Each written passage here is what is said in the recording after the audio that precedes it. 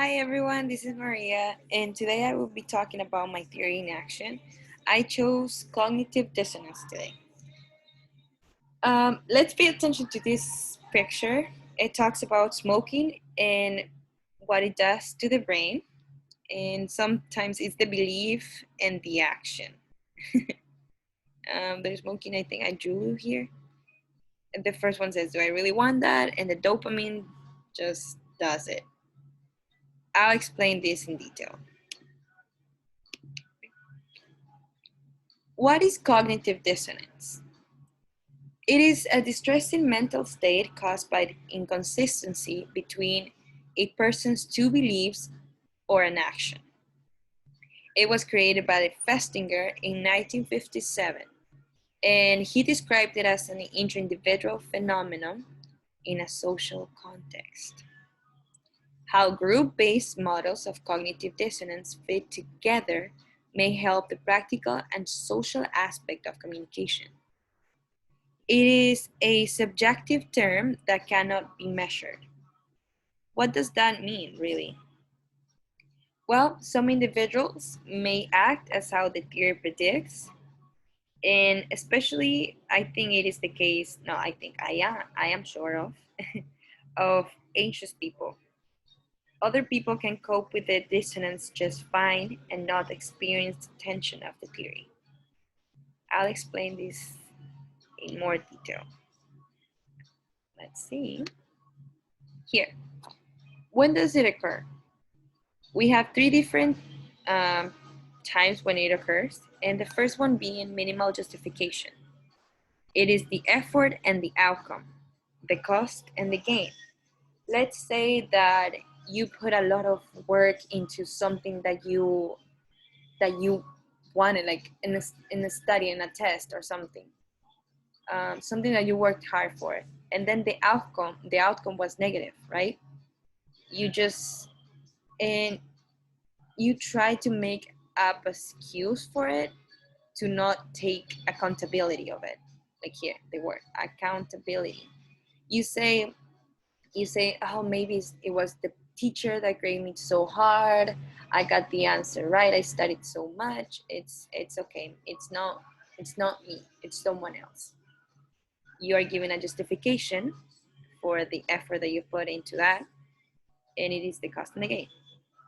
The free choice, the pros and the cons, the free choice of you going on a diet, and what are the pros, what are the cons? I'm gonna have to work out a lot. The pros, oh, but I'm gonna be living a good life, healthy life. Then we have induced compliance, which is the contrary behavior to your beliefs, to your private attitude. Let's say the belief that you have and then the action that you do is very rhetorical, like the values and your behavior. Like you say that you don't want to smoke anymore, but you like it and you continue doing so. That will be induced compliance. In action, how does cognitive dissonance impact our ability to make positive decisions and changes? What would be the middle ground between the belief and action? In this picture, I love this picture. Shows Lisa Simpson eating an animal and thinking about the animal, feeling bad about that, but still does it. Let's see. That would be cognitive dissonance. Their beliefs and values are being affected in this picture. A good example here, it would be the rationalization that takes place when people go on a diet. Excuse me, sorry. And sometimes, I don't know if you've done this, but I have in my life, in my personal experience. I just say, oh, it's just a cheat meal, nothing bad. I'm gonna have ice cream just just this time, you know. How many times have you committed to healthy eating and then just done that? I have a lot of times. And maybe you thought it's only one. I'll hit the gym, I hit the gym to burn the calories out. Or I even have told myself it's actually not that bad. It's okay. By thinking like this, you're reducing cognitive dissonance. Interesting, right? But how can these help us justify positive changes we wouldn't make otherwise? Well, a lot of commonly cited examples of cognitive dissonance, we justify or rationalize mistakes. But sometimes cognitive dissonance can help us establish positive behaviors or changes that our personality or previous behaviors or habits will otherwise inhibit us from making. For instance, if you're someone who really doesn't like running or hitting the gym, you may talk to yourself into, hey, I'm just gonna run today around my block, or it's gonna be fine. I'm convincing myself to make that activity because it's beneficial for me, right? And support says that it definitely is, whether you like the activity or not. In this case, no, this is how we turn cognitive dissonance into something positive. We have the action, we have the belief, and there is a tension in between the two, which creates high dissonance. Then we have three different types, well, three different ways that it can go to. The change in belief, that, hey, it's not that bad, it's not that bad what I'm doing, it's a cheat meal. Or the change in action, I'm just gonna have this real quick, or I'm just gonna hit the gym after.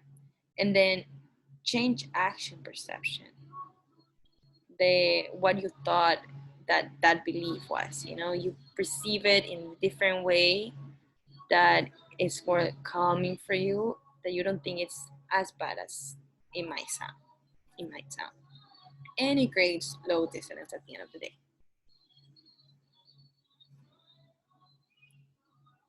And then we have the elaboration likelihood model. We have two different types. We have this central route and the peripheral route. In the central route, we think carefully and deliberately, throughout but not efficient, requires time and cognitive effort, more successful in long-term attitude change. In the case of going on a diet, you want to think about the consequences of eating that cheat meal, and it requires time to think about the consequences, and it is going to be more successful in the long run. The peripheral route, we have superficial aspects of the message, and it applies to judgmental rules to make quick decisions. The quick decision of eating that donut per se, or to eat that ice cream. It doesn't involve cognitive effort. You're just doing the action impulsively. It is very efficient, yes, but it has short-term effects, which is not good. And I think that is all. Thank you so much for listening and joining me in this beautiful video. Don't forget to comment and subscribe down below. No, I'm kidding. Thank you. Thank you, Professor. Bye.